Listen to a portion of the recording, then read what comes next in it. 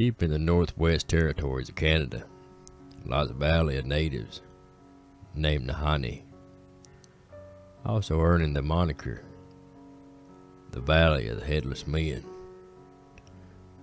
Filled with lore, urban legends, dark mountains disappear into the valley's fog, creating a more mystic atmosphere and adding to the eeriness.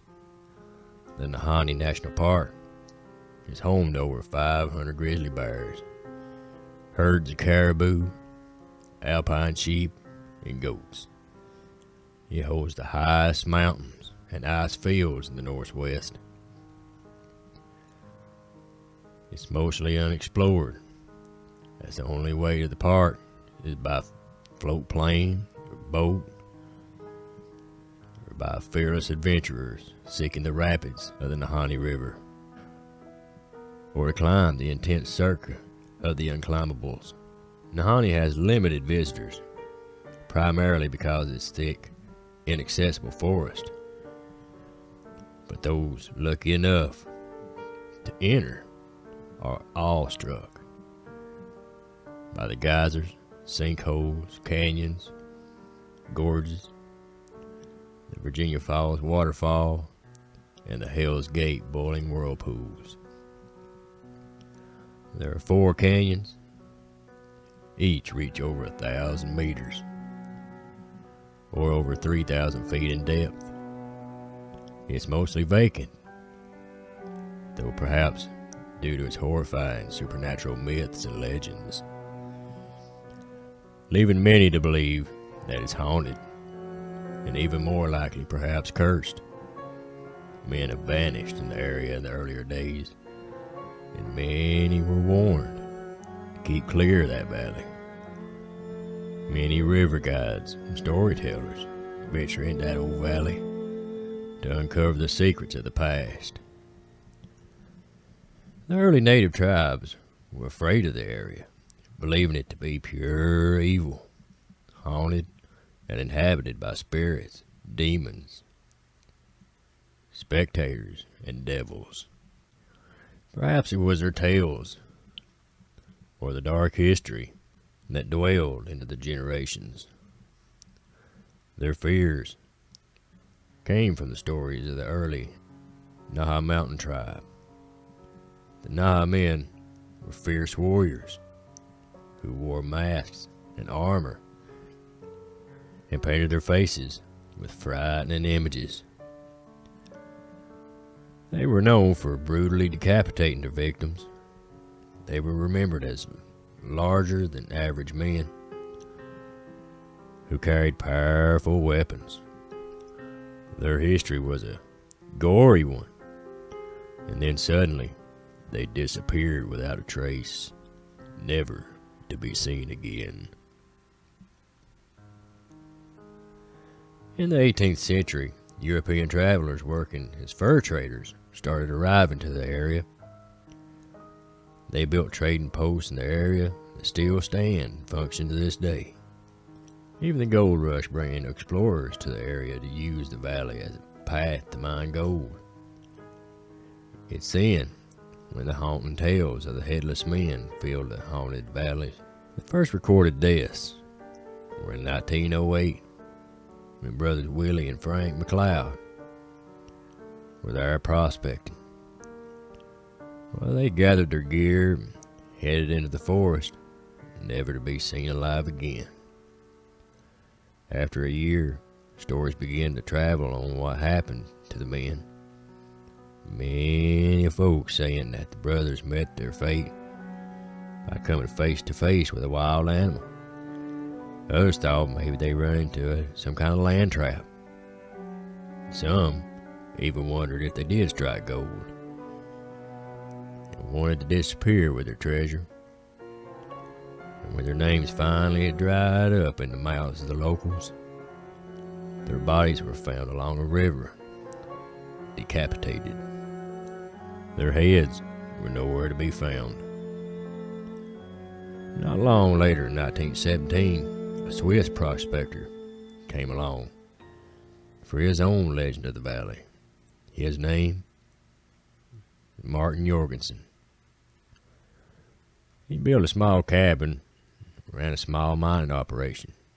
Then one day, his cabin was found burned to the ground, and so was his skeleton. Inside, amongst the ashes, the only thing that was missing was his head. Another story goes that in 1945, an Ontario miner was found deep in his sleeping bag. You guessed it, without his head. Not long later, John O'Brien was found froze to death, his hand still clutching a pack of matches, found next to a camp, fire pit with no evidence of ever being lit. He appeared to have been flash frozen. And in 1969, 44 people alone disappeared from the Valley of Doom. Later in the 19th century, UFO sightings and other strange lights were reported in the park. And to this very day, fringe bloggers and obsessed with cryptids recount stories of amphicyanide, a predatory dog-bear hybrid that went extinct in the Pliocene period, prowling the valley, as well as signs of Bigfoot activity in forbidden parts of the park. Certain areas with the Nahanni are closed to visitors because of their sensitive ecosystems and cultural significance of the indigenous Dane people. But some say the restrictions are much more about containing the park's supernatural forces as they are about keeping people out.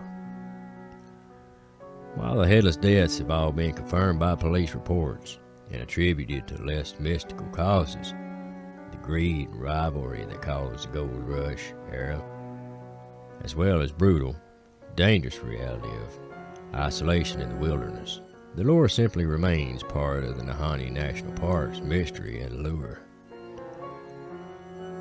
What is real, though, is the park's sacred mythological presence and the collective Canadian psyche, which may work to help protect that area for further mining and things like that, and environmental exploitation. People will protect the legend, even if they ain't never seen it, notes Hartland, who's also the founder of the Nahanni River. Adventures in his book, these haunting otherworldly accounts also serve as an allegory for the terrifying void that is nature itself. The fear of the unknown in the wild, uncharted land is part of the siren song that explorers will always answer. These unseemingly supernatural deaths are only part of the mystery that the Nahanni National Park is steeped in. Since the first Dane people settled there 10,000 years ago, the lore of hidden tropical gardens, mythical creatures, and spirits hiding in the park's hot springs and tufa mounds abundant. I once heard a Deco chief tell stories of an ancient giant of Rabbit Kettle Hot Springs who could cook his food in the springs, said Joel Hibbard, owner of Nahanni Wild. Whether giants roam the park or not, the hot springs do hold special cultural significance for the Deco, who leave offerings like tobacco at the springs for good luck. It's said if the springs are full, it's an auspicious sign.